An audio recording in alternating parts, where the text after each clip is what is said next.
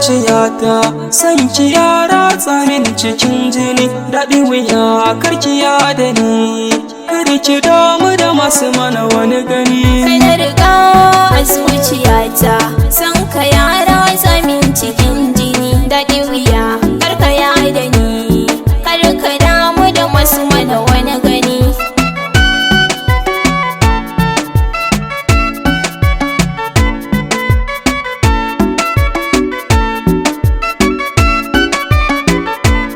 Soyayyar ki na saka gabana, a zuciyar ki bani wani guri. Ko da yaushe kina a raina, ganin ki shine nake ta marmari. Sako na soyayya yau na kawo, masoyiya ta taho da hanzari. Mafarkin ki da na yau daren jiya, nake burin ya zama zahiri. Rashin ganin ki duk sai na ɗimauce, a rasa gane me a raina. Sauka na tafiya da numfashi, masoyi na rike alkawari. Duk cikin taro na samari, da kai kaɗai ni nake alfahari. Farin ciki kai kake bani, gare ni ka zama tamkar sinadari. In kai ne ya sanni Husaina, masoyi na sanni da kokari.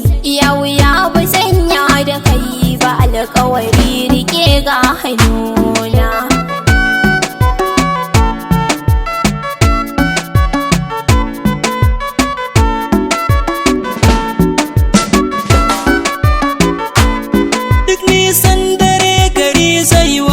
Masoya ta ki daina fargaba, ko a cikin jeri na masoya na, sunan ki shine a can sahun gaba. Faɗa ake mun dace da juna, har ga manyan musu masu yaba. Linzamin doki bai wa kaza, ko an gwada ma an san ba zai ba. Samun ki shine farin ciki na, rashin ki zai canja rayuwa ta.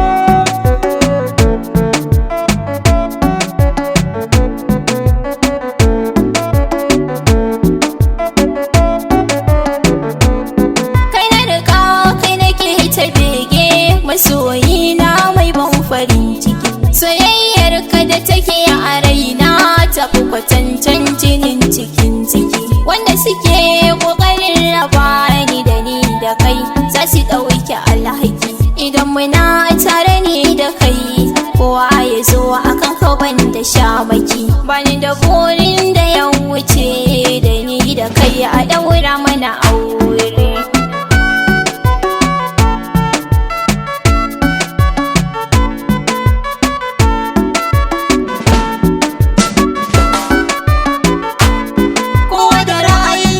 Soyayya kina rika da ke nake alfahari, inda rabon mu za mu yi aure, gare mu za a zo a doka tambari. Kuma bakin cikin masu hassada, ai wata rana za mu haifi jinjiri. Uwar ƴaƴa na zan kira ki, mafarkin mu ya zamo a zahiri. Tabbatar ciyar godiya ga Ubangijin mu sarki almari.